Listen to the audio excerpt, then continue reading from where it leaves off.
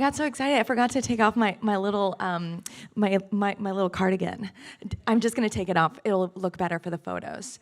But then you're wearing a cardigan, so I feel like we should. I take it back. I'm gonna keep it on. It's a cardigan kind of. We're in a cardigan era. It's so good to be back with you, Natalia, because we were together not long ago.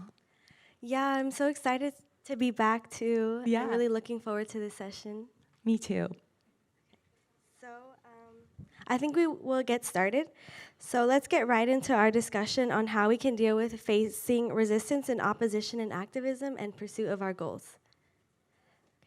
Liz, you are an author, a journalist, a host, and regularly speak out on some of the most important issues facing our society today. Being in the public eye, sharing your opinion can often draw resistance or negative reactions, especially as a woman.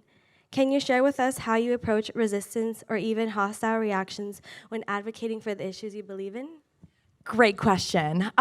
So we were talking backstage about this question because I asked Natalia, I was like, how do you feel about this? How do you combat the haters? And Natalia shared, like, I try not to be at the forefront yet, like I'm doing a lot of things behind the scenes.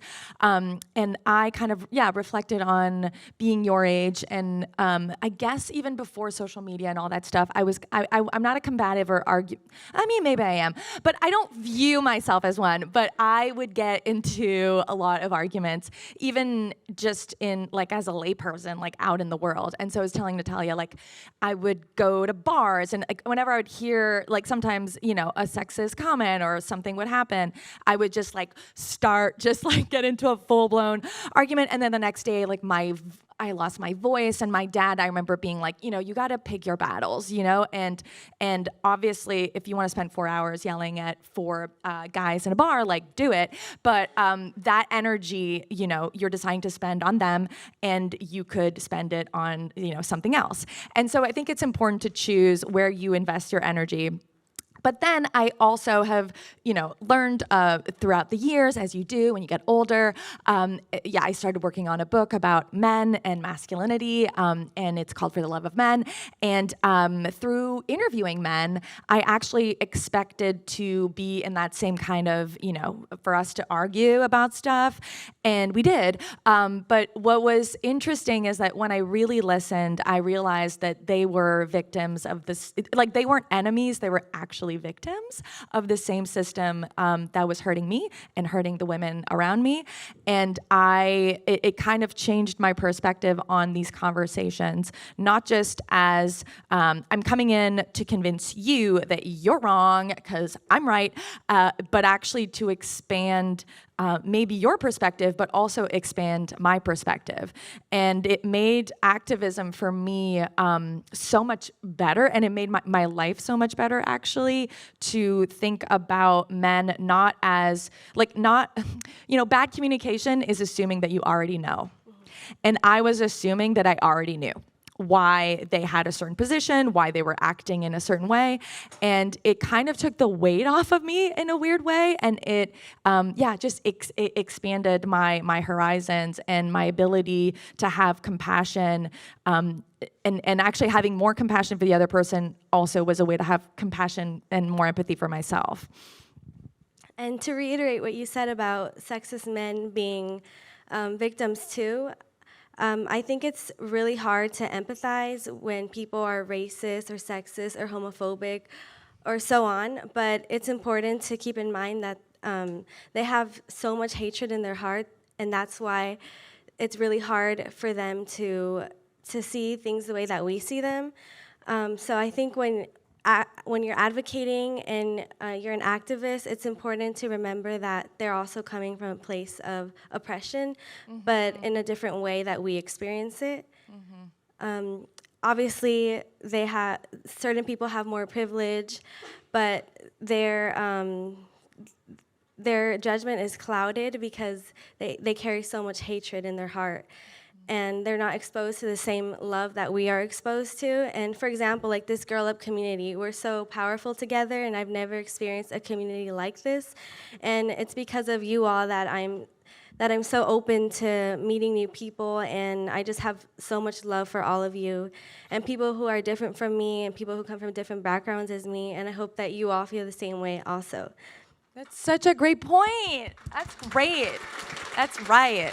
That's right. And the it's also about knowledge, right? And getting access to knowledge is not possible and accessible for all people. And so it's also that understanding, right? I love what you shared. That's so powerful. Yeah. And not everyone has community like you do here, which is so beautiful and helpful to expand your mind.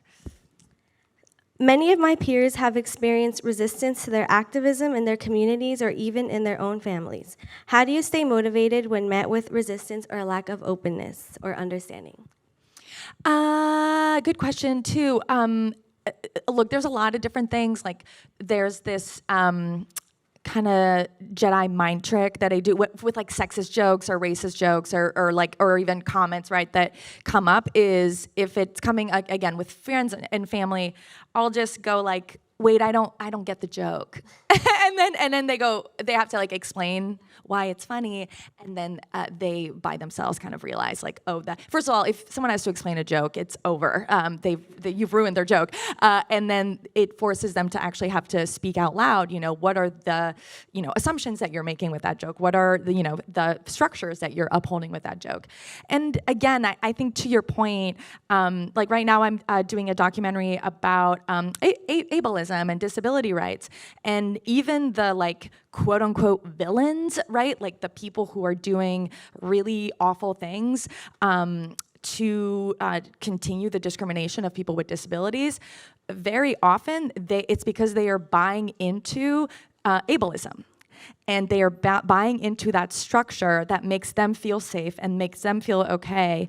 And again, I think it's helpful to see them as victims too. It doesn't mean that if you're a victim, you're not also an oppressor, right? Both things can be true, but I think being able to hold both of those truths makes for much more, I think, interesting conversation, and I think prepares us for real social change, because you're coming into a conversation again with a very different sort of framework, and again, remember the times that you have changed your mind on stuff. I know you weren't all born, I mean, you're very, very smart and all right about everything. I have so much to learn from all of you, but you all had a journey, right, to the point where you're at right now, and so does the person that you're talking to, whether it's your grandparent, mom, friend, and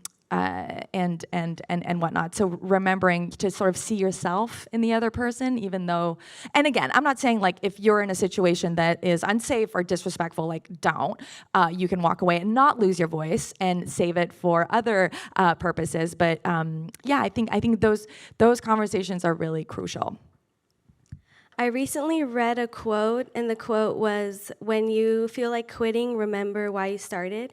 And I think that's the right mentality to have when you're an activist. Always remember why you started, where you're coming from, who you're doing it for, and what you will contribute to the world when you face so much resistance and hatred from so many people that are carrying hatred themselves.